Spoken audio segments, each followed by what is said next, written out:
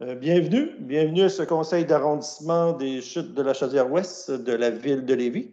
Je suis accompagné ce soir de mes collègues de l'arrondissement, du quartier Saint-Étienne, M. Mario Fortier, du quartier Saint-Nicolas, M. Clément Genet, et du quartier Villeux, Mme Isabelle Demers. Et moi-même, Régent Lamontagne, conseiller municipal de Saint-Rédempteur et président de l'arrondissement Chaudière-Ouest.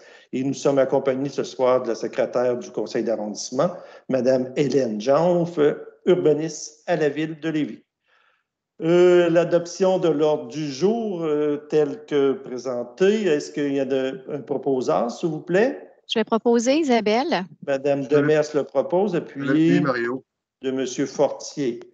Période de questions, vous êtes bien conscient qu'il n'y a pas de période de questions au point 2. Au point 3, approbation du procès-verbal de la séance ordinaire tenue le 20 mai 2020.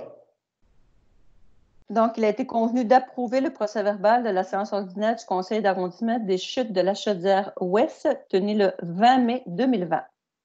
Une proposition, s'il vous plaît? Je vais proposer. M. Genet, appuyé de M. Fortier. Au point 3.1, maintien du processus décisionnel.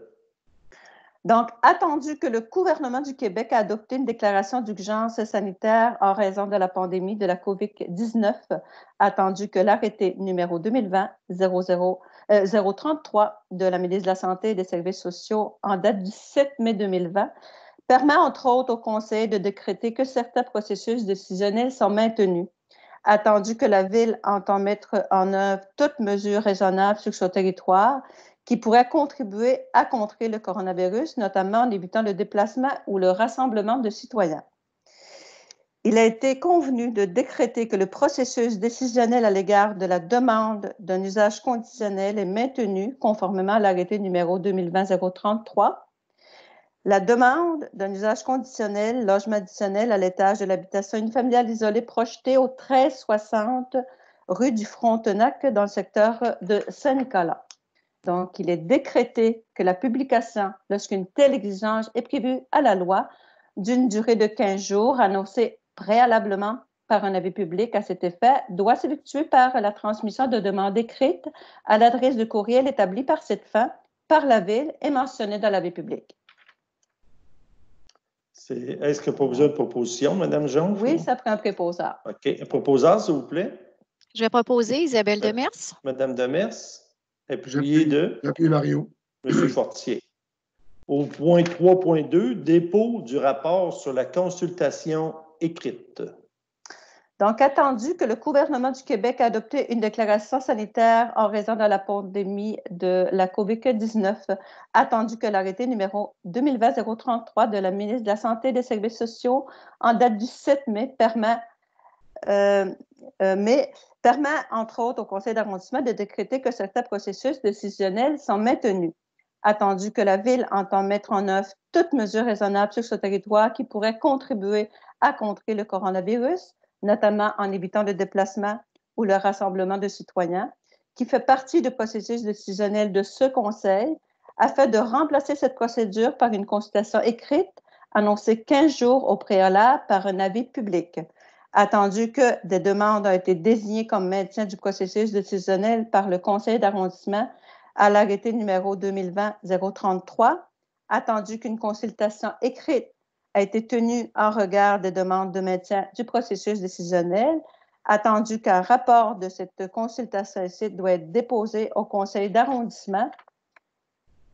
Il a été convenu de prendre acte, tous les élus en ont pris acte en comité plénier, du rapport par la consultation à l'égard des demandes qui ont été désignées comme maintien au processus décisionnel conformément à l'arrêté numéro 2020-033 de la ministre de la Santé et des Services sociaux en date du 7 mai 2020.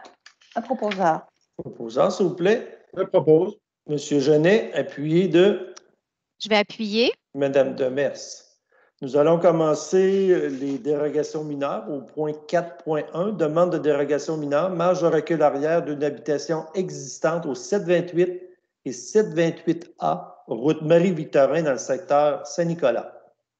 Donc, attendu, la demande vise à rendre conforme pour une habitation existante la marge de recul arrière, attendu que les membres ont pris connaissance de la recommandation du comité consultatif d'urbanisme, attendu qu'un avis a été publié à cet effet, attendu que cette demande a été décrétée comme maintien du processus décisionnel par la résolution CA-CCO 2020-0060, attendu la consultation écrite sur cette demande, qu'aucun commentaire écrit n'a été reçu, attendu que tout intéressé a pu se faire entendre par le conseil en transmettant ses commentaires par écrit, il a été convenu d'accorder la dérogation mineure.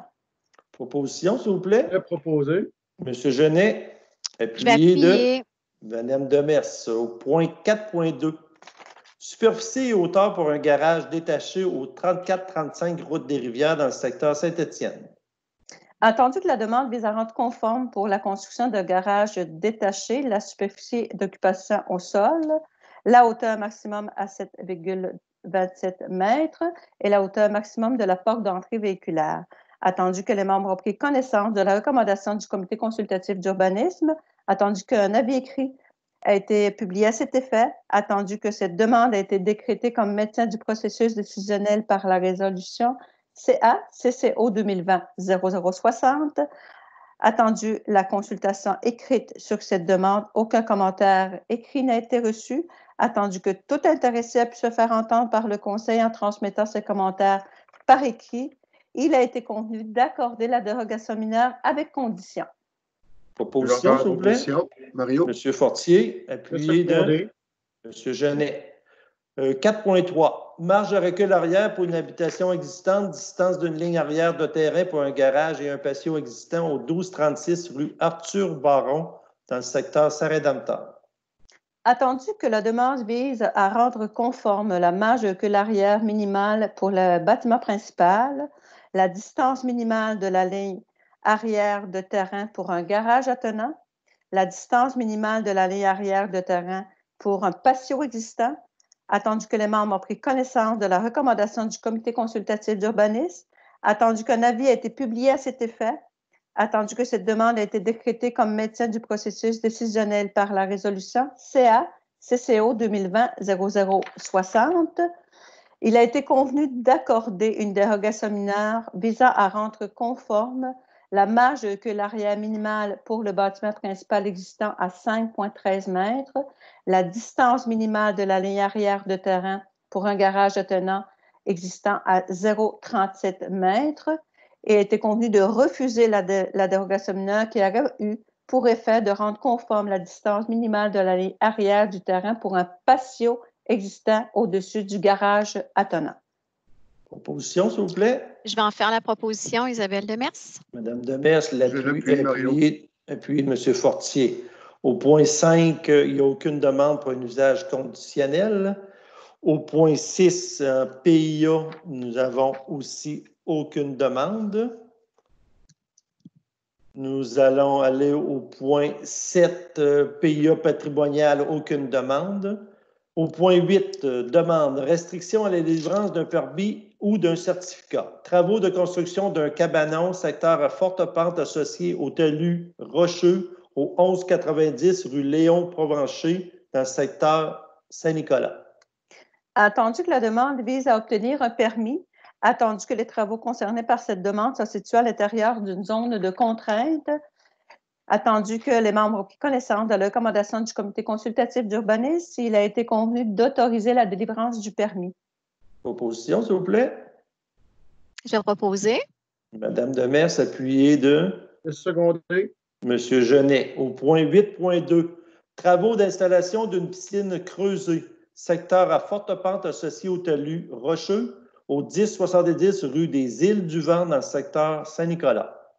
Attendu que la demande vise à obtenir un permis, attendu que les travaux concernés par cette demande soient situés à l'intérieur d'une zone de contrainte, attendu que les membres ont pris connaissance de la recommandation du comité consultatif d'urbanisme, il a été convenu d'autoriser la délivrance du permis.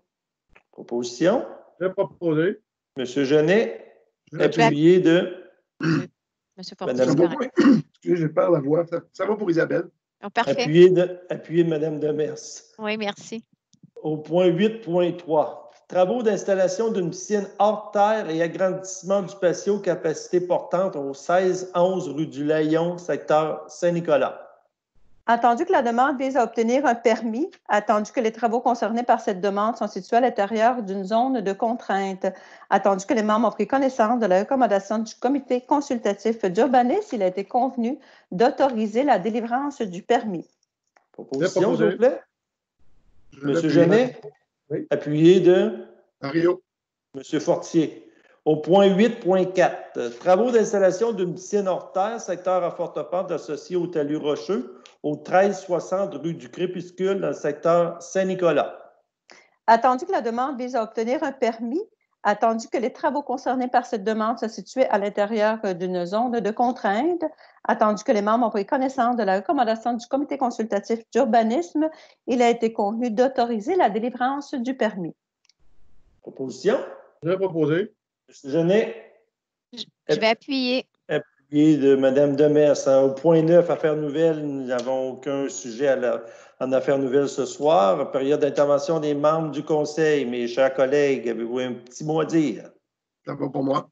Ça va pour moi. C'est beau. Merci. Au point lever l'Assemblée, je demanderai une proposition pour lever l'Assemblée de ce soir. Mario.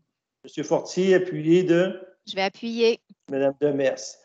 Bon, je vous remercie toutes les personnes qui auront écouté cet enregistrement-là. Le prochain conseil d'arrondissement aura lieu le 22 juillet, fort probablement encore en vidéoconférence, à moins qu'il y ait du changement. Sur ça, bonne fin de soirée. Merci.